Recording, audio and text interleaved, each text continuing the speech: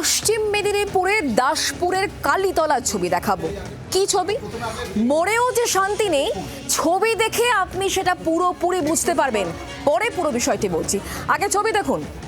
যে ছবি দেখতে পাচ্ছেন এটি পশ্চিম মেদিনীপুরের দাসপুরের ছবি। কিছু মানুষ জল পেরিয়ে যাচ্ছেন, কাঁধে শবদেহ, বুঝতেই পারছেন নিশ্চয়ই। জল থই থই গোটা এলাকা। পশ্চিম মেদিনীপুর বিস্তীর্ণ অংশ এখনো জলমগ্ন, আপনারা ভালো করে জানেন। আর এই মুহূর্তে দেখতে পাচ্ছেন পশ্চিম মেদিনীপুরের দাসপুরের ছবি, কালীতলা। শবদেহ নিয়ে কিছু মানুষ এই জল থই থইয়ের জায়গা দিয়ে হেঁটে যাচ্ছেন। জানি না এটা রাস্তা না মাঠ না কি, কিছুই বোঝা যাচ্ছে না ছবি দেখে। তবে হ্যাঁ, এক হাঁটু এক কোমর জল পেরিয়ে কিছু মানুষ এভাবেই মৃতদেহ কাঁধে করে নিয়ে যাচ্ছেন। জল থই থই মাঠ দিয়ে এভাবে হেঁটে পারাপার হচ্ছেন। মরেও যে শান্তি নেই, ছবিতে পরিষ্কার এটা। আর এখানেই প্রশ্ন উঠছে, শবদেহ যে পোড়াবেন কোথায় পোড়াবেন? চারিদিকে তো জল, জল থই থই অবস্থা। আর এভাবেই হাঁটু জল পেরিয়ে শবদেহ কাঁধে করে নিয়ে যাচ্ছেন কিছু মানুষ। এই ছবি পশ্চিম মেদিনীপুরের দাসপুর কালীতলা। এই ছবি দেখতে পাচ্ছেন। অনেকগুলো প্রশ্ন উঠছে, যারা এই সমস্যার মধ্যে দিয়ে যাচ্ছেন। একটা তো প্রথমে মানসিক সমস্যা, নিজের কাছের লোককে হারিয়েছেন, আর তারপর জলের সমস্যা রয়েছে, আরো সমস্যা। দেহ পোড়াবেন তো কোথায় পোড়াবেন? কথা বলবো। চম্পক এই মুহূর্তে আমাদের সঙ্গে রয়েছেন, আমাদের প্রতিনিধি সরাসরি। চম্পক, যে ছবি দেখাচ্ছি সেটা মুখে বলার থেকে ছবিতে পরিষ্কার হচ্ছে যে কি অবর্ণনীয় দুর্দশা।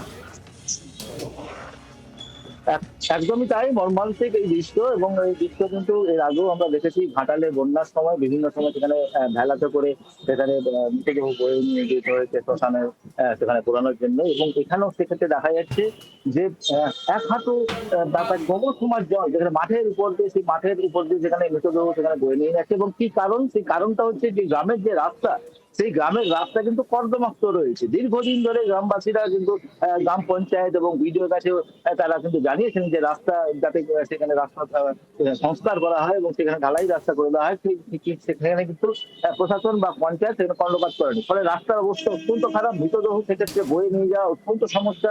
সেই কারণের জন্য কৃষি জমিতে যে বন্যা বিভিন্ন যে জমা জল রয়েছে, সেই জমা জলের উপর দিয়েই সেই মৃতদেহ কিন্তু বয়ে নিয়ে যেতে হচ্ছে, যেখানে উঁচু শ্মশান রয়েছে। এবং শুধু তাই নয়, যে এলাকার যে শ্মশান রয়েছে সেই শ্মশানও কিন্তু জলবন্দী অবস্থা হয়েছে। এলাকার মানুষের দাবি ছিল এখানে একটা ইলেকট্রিক চুল্লির ব্যবস্থা করা হোক, তার কারণ প্রচুর এখানকার যে মানুষ রয়েছে সমস্যার মধ্যে পড়ে, বন্যার সমস্ত সমস্যার মধ্যে পড়ে। সেই ইলেকট্রিক চুল্লি তো নেই, এমনি চুল্লিও যেটা রয়েছে সেই চুল্লিও কিন্তু ভগ্ন প্রায় দশা রয়েছে। স্বাভাবিকভাবেই সেই চুল্লি যেখানে রয়েছে, উঁচু জায়গায় রয়েছে, সেখানে কিন্তু মৃতদেহ এবং সঙ্গে করে যেমন নিয়ে যাওয়া হচ্ছে, যেমন সেই কাঠ যেগুলো রয়েছে সেগুলো কিন্তু মাথায় করে তারা বয়ে নিয়ে যাচ্ছে এবং কোমর সমান জলের উপর দিয়ে সেই কাঠ সেখানে বয়ে নিয়ে যেতে দেখাচ্ছে। এইরকমই কিন্তু মর্মান্তিক এই দৃশ্য দাসপুরের গতকাল।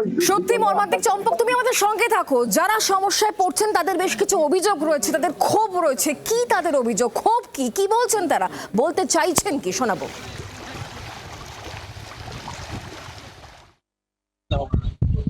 আজকে সৎ কাজ করবো কিভাবে? এখানে যদি 30 বছর ধরে কাদা জল, রাস্তাঘাট যত কিছু হচ্ছে অপরাজার হয়ে আছে। আর হচ্ছে এখানে একটা চুলাও করে দেয়নি। আর একটা প্রশাসনদেরকে বললে পারে তারা কোনো গ্রাহ্য করেন। কেন এইভাবে কি, তারা কি এইভাবে কি চলা যায়? যে এখানে প্রতি বছর এরকম বন্যার মতো হয়ে যায়। আর এখানে যে শ্মশানটি আছে সেখানে যাওয়ার জন্য কোনো পাকাপোক্ত রাস্তা নেই। শ্মশানে যাতে এটি পাকা চুল্লি হয়। আর সরকার পুজোর কমিটির জন্য বরাদ্দ 85 থেকে 1,10,000, কিন্তু গ্রাম উন্নয়নের টাকার কথা বললে টাকা নেই। এখানে কোনো উন্নয়নই হয়নি।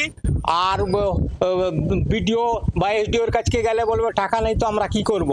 হ্যাঁ, এই হচ্ছে ঘটনা ঘটছে।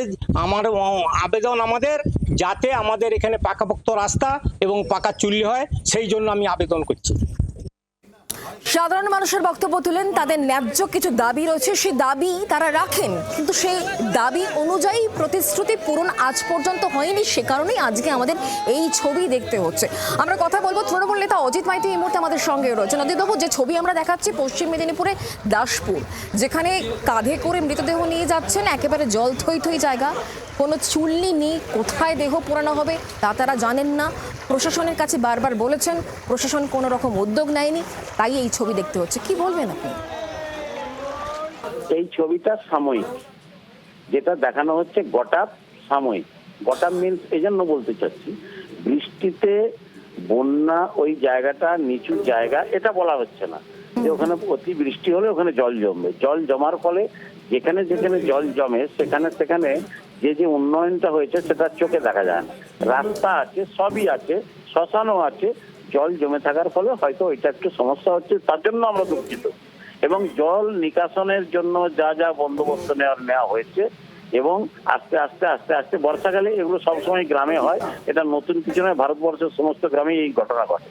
তবুও বাংলাতে মুখ্যমন্ত্রী ঘাটাল মাস্টার প্ল্যান করে যেভাবে একটু একটু করে এগোচ্ছে, ঘাটাল মাস্টার প্ল্যানটা কমপ্লিট হলে এই অসুবিধাগুলো দূর হবে।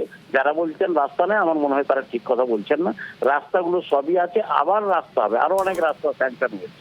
বামফ্রন্টের আমলে রাস্তা হয়নি, না শুধু রাস্তা নিয়ে সমস্যা নয়, সঙ্গে হচ্ছে বৈদ্যুতিক চুল্লি, শ্মশান নেই সেই বলে বলা চুল্লি হচ্ছে। নেই, এটাই বলা শ্মশান হচ্ছে। আছে, শ্মশান আছে, জলের মধ্যে একটু চলে গেছে, যার ফলে যতক্ষণ না জলটা সরছে ততক্ষণ শ্মশানটা নিয়ে একটু সমস্যা হচ্ছে, এর চেয়ে বেশি কিছু নয়। মানে যতক্ষণ পর্যন্ত জলের সমস্যা না মিটবে, মানে জমা জলের সমস্যা না মিটবে, সাধারণ মানুষকে নিত্য বছর এভাবেই সমস্যা পোহাতে হবে, তাই তো? না না, পোয়াতে হবে না। আপনার শুনুন, এই বক্রোক্তি কখনো মানুষের উন্নতি করতে পারে না। এবং এই ব্যাকা ব্যাকা কথাবার্তা, দেখুন আমি আপনাদের নিন্দে করছি না, কিন্তু এটা আপনাকে অ্যাডজাস্ট করতে হবে, বুঝতে হবে একটি শ্মশান জলের তলায় গেছে, এটা নিয়ে রাতারাতি একটা শ্মশান বানিয়ে ফেলা যায় না। অন্য শ্মশানে এইটা দাহ করার জন্য ব্যবস্থা করা হচ্ছে। যাই হোক, যদিও আমি এই ব্যাপারটা সম্যক জানি না, আপনাদের মুখে শুনলাম, আমি ব্যাপারটা অজিত বাবু, বোঝা গিয়েছে আপনার বক্তব্য। অনেক ধন্যবাদ আমাদের সঙ্গে টেলিফোন লাইনে থাকার জন্য। অজিত মাইতি তৃণমূল নেতা, তিনি আমাদের সঙ্গে ছিলেন টেলিফোন লাইনে।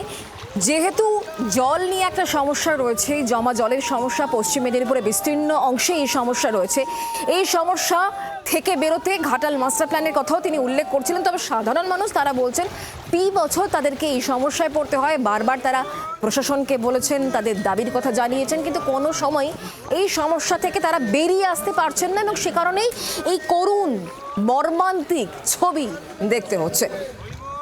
মৃতদেহ সৎকারের জন্য কোনো শ্মশান নেই, অগত্যা জল থই থই, মাঠ পেরিয়ে, এক হাঁটু জল পেরিয়ে এভাবেই যেতে হচ্ছে।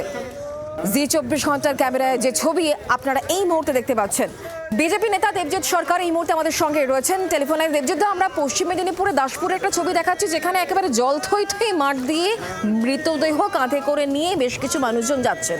তাদের বক্তব্য চুল্লি নেই, বৈদ্যুতিক চুল্লি নেই, তার ফলে তাদেরকে ফি বছর এই সমস্যায় পোহাতে হয়। কি বলবেন আপনি? মৃতদেহ নিয়ে বা তার সৎকারের ছবি নিয়ে রাজনীতি করব, এরকম জিনিস বিজেপি আমাদের শেখায়নি। কিন্তু ঘটনা হচ্ছে, যে জিনিস দেখছি এটাই হচ্ছে এগিয়ে বাংলা। এগিয়ে বাংলা বলতে মানুষ এটাই বোঝে, মরেও শান্তি নেই। এই বাংলা থেকে এই জলে কষ্ট আর জল কষ্ট, এর থেকে যদি বাঁচতে হয় 26-এর সরকারটাকে বিসর্জন দিতে হবে, এই তৃণমূল সরকারটা বিসর্জন। বাংলার আওয়াজ, বাঙালির আবেগ, জি 24 ঘন্টা।